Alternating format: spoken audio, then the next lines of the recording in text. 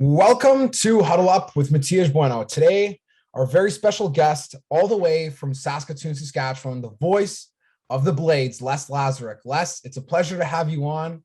And I think that they tack a new nickname onto you now, Mr. 2000, after an incredible feat of having one of the longest running gigs in the WHL. It's a pleasure to have you on. Thank you, Matthias. Very kind of you to say that. I'll take Mr. 2000 as a nickname compared to some of the other ones I've been tagged with over the course of my lifetime. Trust me, some of them aren't all that terribly complimentary, so I'll take this one for sure.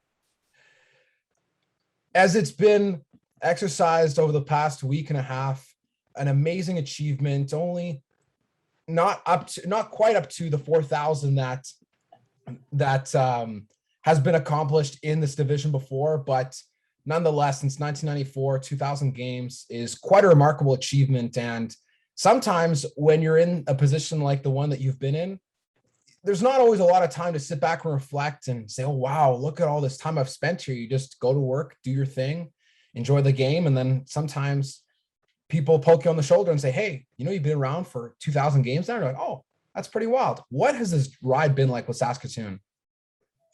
It's been full of ups and downs as far as results go. It's been full of good times for the most part. There have been some bad times, but mostly good times, because for the most part, I've found that people in this league, in the Western Hockey League, are really good people. There aren't a lot of bad people involved with junior hockey, from the owners to the management people to coaches, trainers, athletic therapists, equipment managers, and then, of course, the players themselves. I haven't encountered many really bad people along the line over the course of what is now my 28th season doing the Western Hockey League for the Saskatoon Blades. People in Western Canada, especially hockey fans, give a lot of strong attention to many of the teams that play across the division, as it's a staple of Canadian hockey. And especially in the province of Saskatchewan, with there being no NHL franchise in the area, Saskatoon would then reign king in terms of the best hockey team that people would watch, follow, and almost treat like the NHL. And I'm sure, as you've learned along your journey, many people across the province of Saskatchewan have followed junior hockey, sometimes even closer than people in other markets cheer for their NHL teams. Yeah, I think that would be true. And I think that, though, is starting to make its way over. There's so much available to folks here in this province. I mean, you can catch every Winnipeg Jets, Edmonton Oilers, and Calgary Flames game played on television for free locally. I mean, you don't have to go online and pay for it. You can get every one of those three teams' games. So that hurts, I think, to a degree, that whole stigma of junior hockey being reigning king in Saskatchewan. I think that slowly but surely is being lost a little bit, and the league has a battle in its hands in order to get especially younger fans to come back to the rink and to come to see games live. What you'll find some people are doing, especially young families, is saving up money that they would normally use to maybe buy season tickets or buy flex pack for their Edmonton, or we're going to go to Calgary, or we're going to go to Winnipeg and go watch a couple of NHL games because the schedule works out that way. So those are things that the Western Hockey League and junior hockey in general, the junior A franchises as well, are battling against right now, and are getting a bit of a raw deal when it comes to it right now. I would like to think that at some point in time, once we get back to a little more normalcy, especially when it comes to COVID-19 getting away from us maybe and restrictions being taken away, that folks will start to realize that they've got a pretty good thing still in their backyard and it's worth supporting. It is definitely a tough battle, as you mentioned, with the expansion of access to NHL games, to CFL games. NFL is a thing that's continuing to grow in popularity with no signs of slowing down. But back in the day, it must have been something that was a lot more prevalent to see packed arenas, whereas the struggle in more recent times is definitely something that the Western Hockey League, and as you mentioned, across the whole CHL, is an issue that they'll have to look and see, how can we combat this? They can't get rid of the professional leagues that people want to watch. So finding ways to create balance will sustain a better fan base for local WHL teams, especially in Saskatchewan. And it's going to require marketing. It's going to require a really enhanced in-game experience for fans to come and enjoy. It's not now just about the game anymore. You've got to be able to treat fans to something in the building beyond just the game. And whether it's the intermissions or the timeouts that they're now taking, 2 of them per period, in order to create some atmosphere within the rink. The more creative you are, the more fun you can have for the people that are attending the game, while keeping in mind that you still have a base of older fans who are there for the game expressly only, although those numbers are coming down as attrition happens. But you've got to find a way to strike that balance between what you're able to present in-house beyond just the game and making sure that the game itself is really good. And for the most part, that game is still really good. In fact, it's not that far off the National Hockey League, because a lot of the kids playing eventually end up going on to professional hockey, and you get the stars and you can see them playing right before your eyes right now, a couple of years in advance of when they get to the National Hockey League. That makes me think of the success that the Winnipeg Ice have been having in the last few seasons, being a brand new team to Winnipeg. It's been a while since there has been junior hockey in the city of Winnipeg. The Brandon Wheat Kings have reigned supreme for quite a long time, but there was some chatter about the worry of what bringing another hockey team to Winnipeg would do, if it would hurt the attendance of others or if it would not succeed because of the Jets and the Moose. But you look at what the Winnipeg Ice have been doing in the WHL, especially with some of the stars they've had, like the Connor McLennans, Connor Geekies. They've been quite successful, and I think blown people out of the water with how well they've done so far in just a short amount of time. Well, and you got to give a lot of credit to Matt Cockle, their general manager, James Patrick, their head coach, and the group of folks that they have. Jake Heisinger along in there with their scouting department. I mean, they've put together a good young team. It helped to have back-to-back, the first and second overall picks in the 2019 prospects draft, and they were able to get Matthew Savoy and Connor Geeky back-to-back, and here they are. They've been in the top 20 in scoring for pretty much the entire season, and they're only 17 years old and stand to possibly be there for another couple of years after this year. So the Ice have been very fortunate what they've been able to do. It helped to have Peyton Krebs kind of be a conduit from taking that franchise from Cranbrook into Winnipeg and providing them with a real superstar right off the hop, and then build around him and then watch as everybody kind of learn what it was all about to be a good junior hockey player like Peyton Krebs was. And now you see all these other fellows coming along, like you mentioned, McLennan, Geeky, Savoy, Ben Zloty.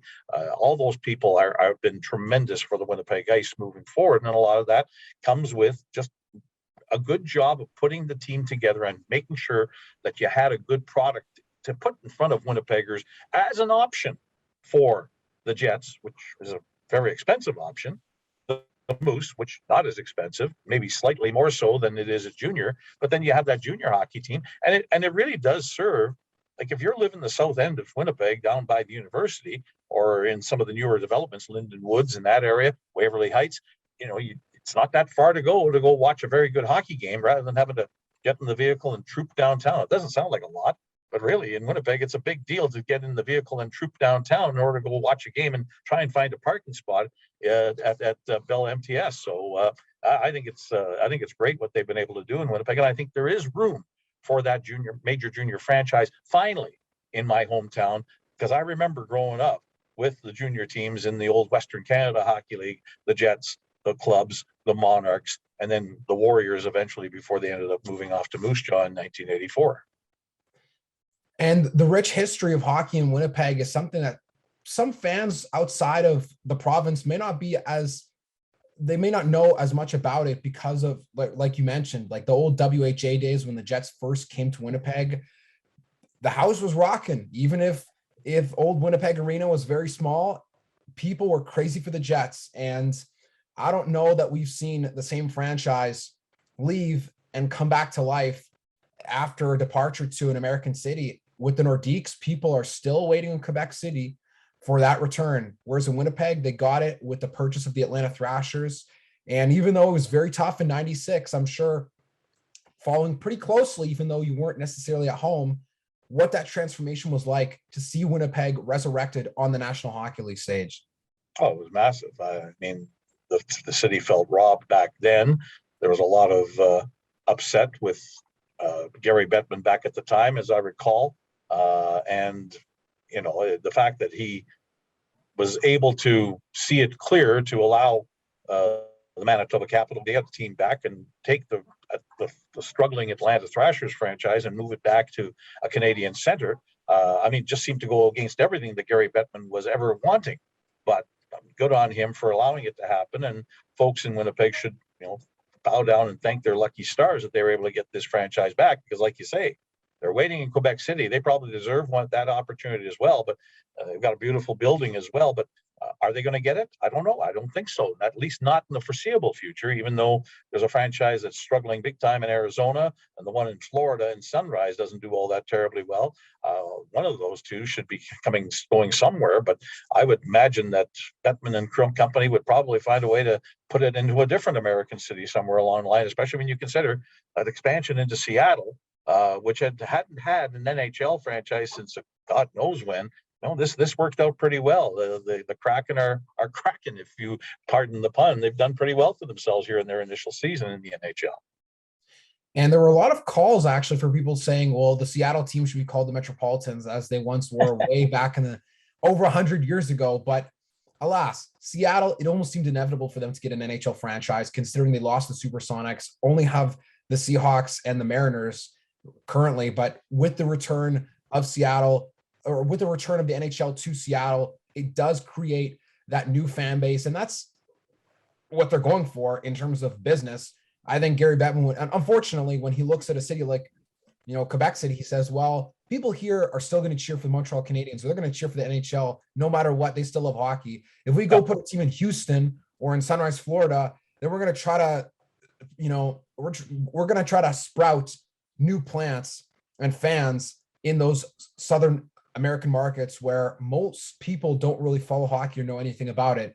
And then you get a guy like an Austin Matthews that comes along once in a generation, and boom, a guy from Arizona makes all that trouble and struggle trying to force a team in Arizona worth it. Yeah, I know. Does the league try and do something to get Matthews to play for the Coyotes at some point in time? The Toronto Maple Leafs wouldn't be all that terribly in favor of it, but certainly that would be something that if that franchise could probably use, would be a native son who's an elite player to be able to play for that team. That would be huge for them, but whether that happens eventually or not, we'll see. Growing up, who are some of your hockey heroes or players that you looked up to during the time that you were just on the verge of entering your career? Well, go back to the WHA days. Of course, you think of the Jets in the WHA with Bobby Hull and Anders Hedberg, Ulf Nilsson, Lars-Erik Schuberg, the holy goalie Joe Daly, and they can go on and on. People that I still know from that are working still in the game: Billy Lazaruk, Peter Sullivan works with NHL Central Scouting. I see him regularly in Saskatchewan, based out of Regina. So those are guys that were big time heroes of mine as I was in my high school years, going on into the sports broadcasting world. And what was it specifically that inspired you to go down the road of sports broadcasting? Most people always will say that they loved sports, but was there something in particular that really gave you a strong drive to enter into the industry? It ended up being a need to have a job because, as I said earlier, I mentioned to you before we got started, writing was my first passion.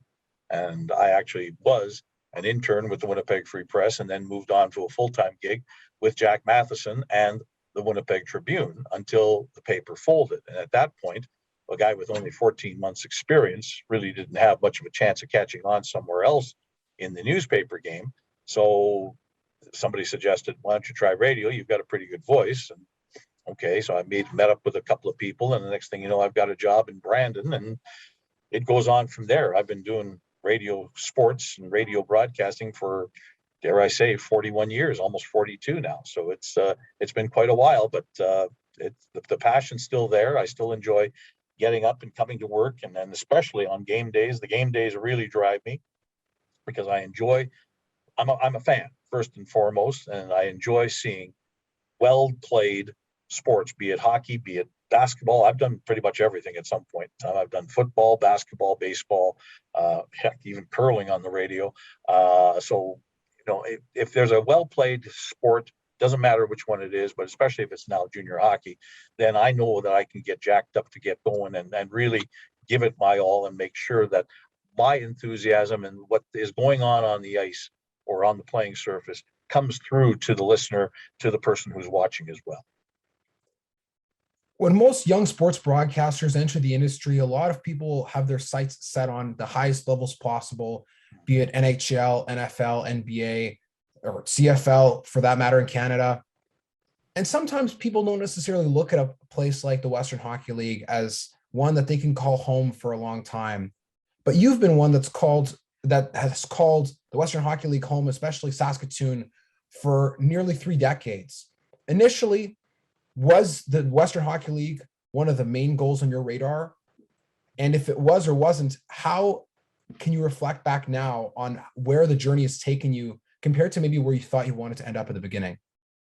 I think in my case, I'm different than the normal career path in that I went from Brandon for 2.5 years into Winnipeg and worked for my hometown station, CJOB, and they had the rights near the end of my time for both the Blue Bombers and the Jets. And I did do a lot of pre and post game show hosting, intermission hosting, some color commentary of Jets NHL games from 1991 through 93.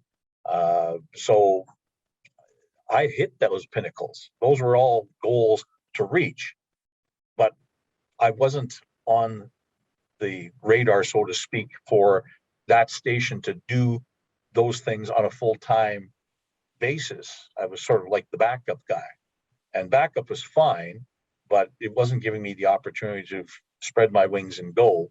So when the opportunity came to move to Saskatoon, and people would go, well, you're going from Winnipeg in the NHL to Saskatoon in the Western Hockey League. But I was getting an opportunity to do the things that I wanted to do, and that was play-by-play and follow a team all the time, not just, okay, somebody's not available to go to on this trip, or somebody's not available to be able to do a home game this night.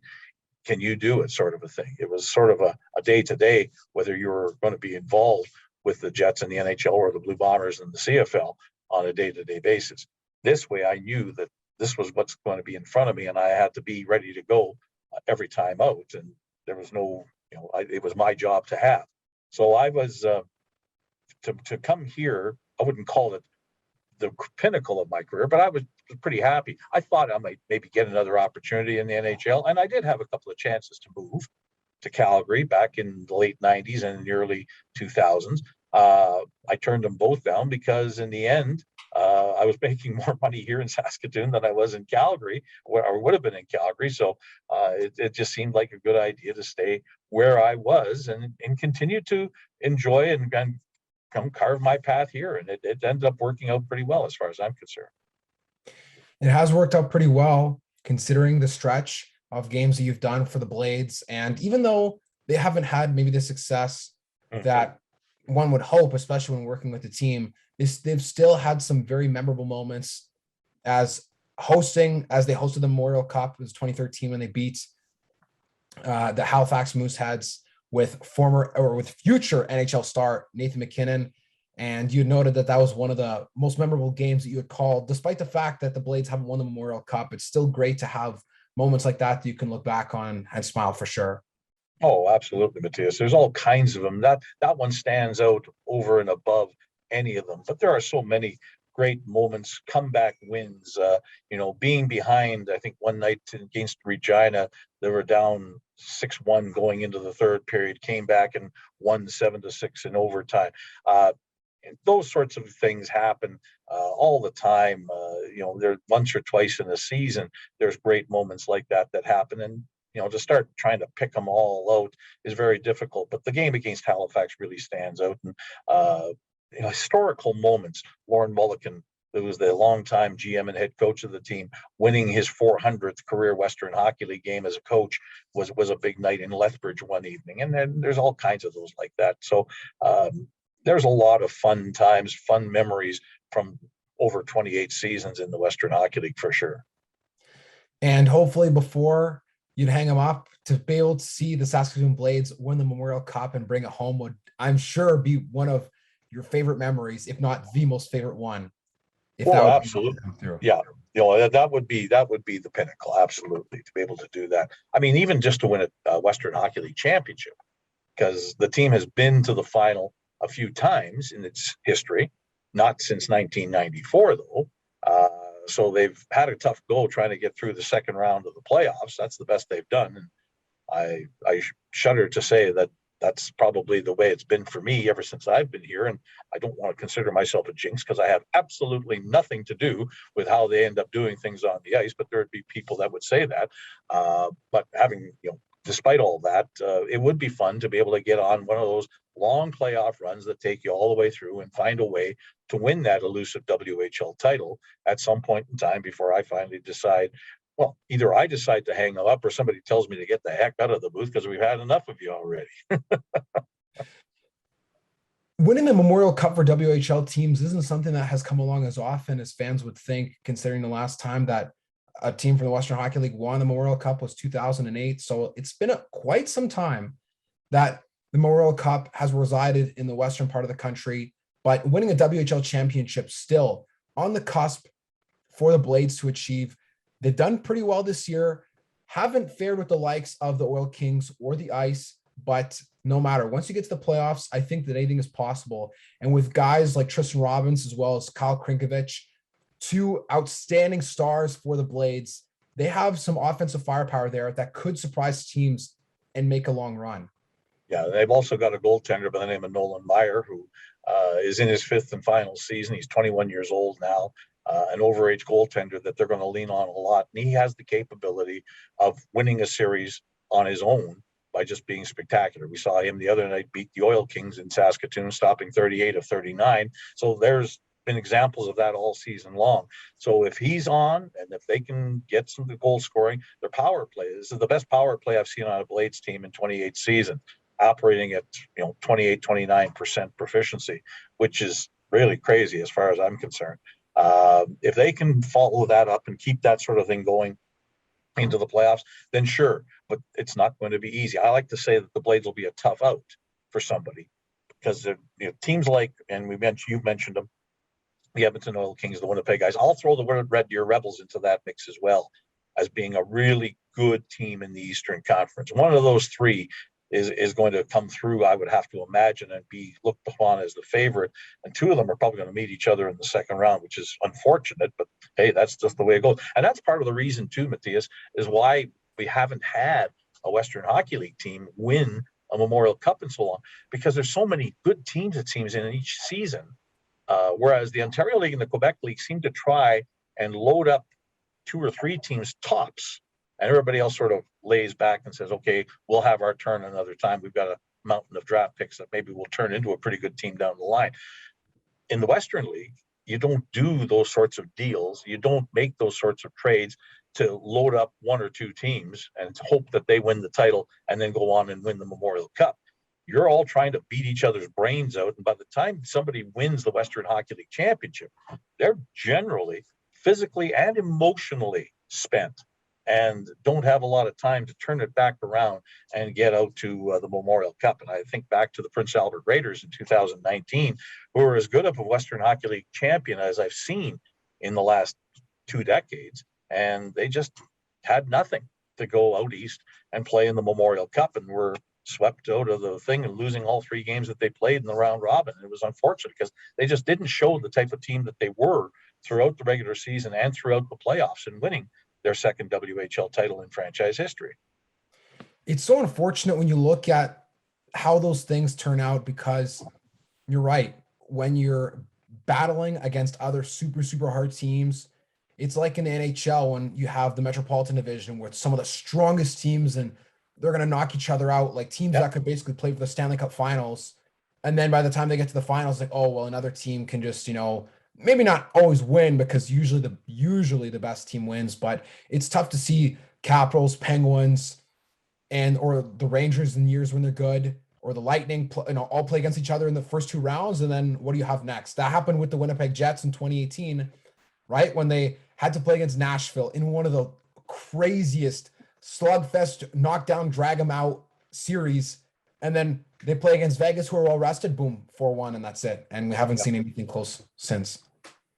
Yeah, well, but that's, at least though in the National Hockey League, you've got multi-million-dollar budgets, you've got multi-million-dollar player salaries. You're expected to be, and everybody is expected to be good and competitive. So to say that you're going to load up one team or another and not worry that you're going to have an easy time through, nobody should have an easy time in any professional league, be it the NHL, be it the NFL, be it Major League Baseball or the NBA, and all four of the big four major sports, you should have a tough time, to make a playoff spot, and then have an even tougher time. You have to step it up another level in order to get through the playoffs and win that title. You shouldn't have an easy time of it. And I mean, if anybody does have an easy time of it, they've lucked out, really. They've been very, very fortunate to do that. What I say they do in Quebec and Ontario, and it just seems that way, is that they make sure that there's a bit of an easier time for their champion to eventually come through. The Western League doesn't believe in doing that. The Western League believes in doing it the same way as the pros, and ends up with a situation where you end up with some really good teams playing in the Final Four, and you have knock them down, drag them out type 7-game series all the way through. Nobody usually wins in 4 or 5 games and has an easy time of it and gets to rest a little bit. You're generally going all the time for 2 months straight before you finally win that title. And I mean, if they did it in a way where you would have in the Memorial Cup all the best teams, rather than just allotting a certain amount of spots per conference, or having the teams from Ontario, if they would play cross-conference games during the regular season, that would be kind of interesting to see how they would fare when they're up against the toughest competition that you can find, rather than playing against teams that aren't necessarily as good. And you see it in football, I think, maybe not with the intention of stacking 1 or 2 teams in the case of university or junior, but you look at the Prairie Conference in junior football, and you look at the Canada West in football. Basically, it's the toughest conference. Most of the best teams play in it. And there used to be, maybe 10 years ago, you'd see the Alberta or Regina get shellacked. Not as much anymore, but you still look in Quebec and Laval, Montreal reign supreme. In Ontario, it's the Westerns, the McMasters, the Guelphs are stepping up, and there's a bunch of teams that struggle.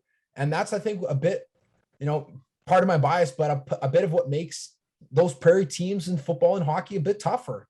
They don't lie down to anybody. Well, and then I think a lot of it too is where are your young players going when you talk football in Ontario and Quebec? The opportunities to go and play down south, that American scholarship opportunity to maybe play at a big time Division I school is there more so, it seems, for those youngsters in Ontario and Quebec than it is for the Westerners. There are some in BC that get a chance to go down and play in the Pac-10 conference, but for the most part, the Prairie guys, they hang around and they play for their local university team, and the U Sports team in Canada West is a knock them down, drag them out type of a conference as well. When it comes to that, it's very competitive. There aren't really any patsies there amongst the 6 teams, so it ends up being a tremendous battle every year. Although it seems a lot of times it's Calgary and the U of S that seem to come through, but Manitoba's been good, and Alberta has had their times, and Regina has had their opportunity. UBC has been good at times, so there's nothing that says that it's a guarantee that the same schools are going to win all the time in Canada West, unlike, like you say, in Ontario and Quebec, where those schools seem to be able to get the best of what's left over of the ones that don't go down and take an American scholarship. And that's the reality of life in Ontario for student athletes is the best don't, like, you look at Ontario junior football, it's struggled mightily for almost 20 years because the best go to the US, then the next best stay in Canada, and then the leftovers, whatever there are, will play junior football in Ontario. And it kind of does a disservice to the conference, because when you look at how talented and how lopsided it seems with the Prairies and BC, it doesn't give a good picture of how strong the teams could really be in Ontario junior football. In Ontario junior football, they're essentially like farm teams or affiliate teams for the local university. I remember a few years back, the Saskatoon Hilltops were playing against the London Beefeaters, and the Beefeaters had a very good junior team, except come the playoffs, the Western Mustangs needed a quarterback, and so they grabbed the Beefeaters quarterback, took him to the university because he was already attending classes there, and suddenly the Beefeaters were left without really a competent quarterback to play in the national semifinal game against the Hilltops, and it was a rout. So that sort of a thing happens in Ontario. Is your local university team ends up taking their nearby junior team's best and pulling them in whatever the heck they need them, and you end up leaving that junior team wanting a fair amount. So yeah, there's different approaches, different ways of doing business in the various parts of the country, and of course throughout North America. So it's different, and I kind of like the way it is out here this way, but different strokes for different folks, as they say. Absolutely. Les, we are getting towards the end of our time on today's episode, so I did want to ask a few wrap-up questions to have a little bit more fun before we go for today. Sounds good. What is your favorite memory at a basketball game post-childhood? So like in your adulthood, what's favorite memory, whether it be working with Brandon, watching an NBA game, or watching any university game locally?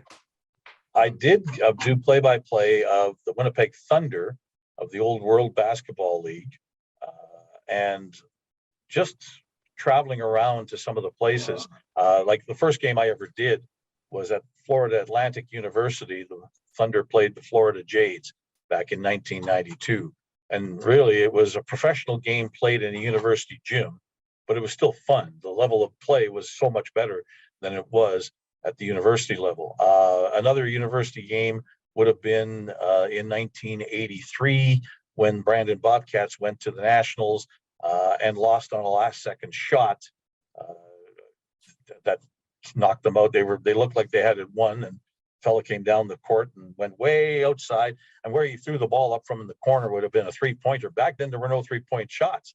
The three-point shot hadn't even come into play yet in basketball back in 1983. But this kid made the shot from the corner and knocked the Huskies out, or not the Huskies, but Bobcats out, and that ended up being the end of Brandon University's run for a potential national championship that year.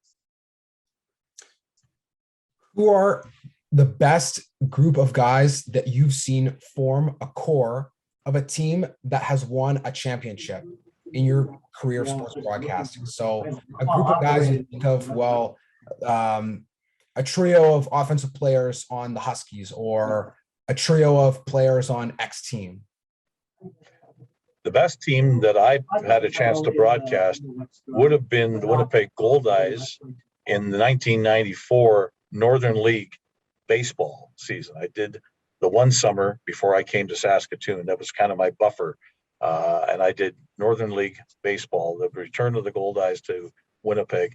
And the group of guys that was there that they put together in the second half of the season included a former major league catcher in Dan Billardello behind the plate.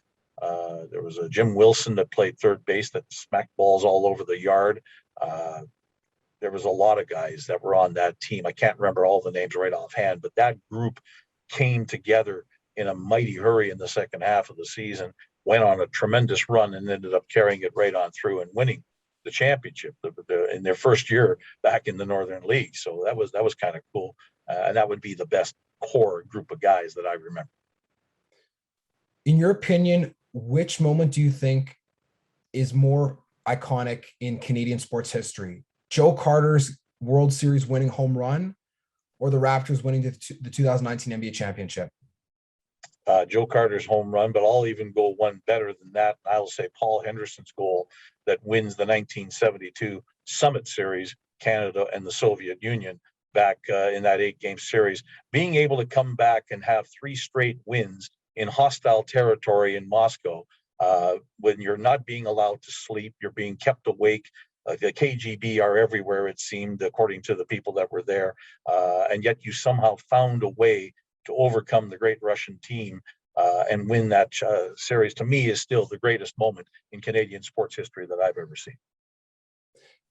I know a lot of people that say, well, Sidney Crosby's golden goal is more iconic than anything that's happened, or Joe Carter, it doesn't matter, or maybe not doesn't matter, but like people say, well, it's an American, American player, or the Jays haven't been good since. But the Summit Series, again, it's something that people I think don't let enter the conversation as much as they used to anymore, because they look towards things that happened more recently. I guess that's more recency bias, but the Summit Series is something that is still a very important part of Canadian hockey history. Don't worry, that Summit Series is going to be very much in order here very soon. This is going to be the 50th anniversary coming up this September. Be ready to get inundated with history about that particular thing, because it was 50 years ago, and there's still guys that are still alive from that team that are going to be more than happy to let you know how wonderful that was. And I can think more specifically of a guy like Paul Henderson, and even Phil Esposito, and those types of people are going to let people know just what that was all about. And I think it's going to be hilarious, and it's going to be a lot of fun to hear what those folks have to say. Some people's minds might get changed. It's a very subjective thing, Matthias, when you start talking about the greatest and you're trying to compare apples to oranges, that sort of a thing. But I think these apples are going to have a pretty good argument on their hands when it comes to what the greatest Canadian sports moment is once we get to September of this year. And it's going to be the Canadian version, I feel, of The Last Dance, where a lot of people who didn't grow up watching the Michael Jordan era Chicago Bulls, when they watch it, they were like, wow, like this is crazy. What? Yeah. They did this? And going back and watching old tapes. And even in our class here at Centennial College Sports Journalism, we're watching the famous interview with Phil Esposito after the one game that I can't remember which game it was that they lost, but it was game 4 in Vancouver afterwards. It is the most famous interview post-game ever done.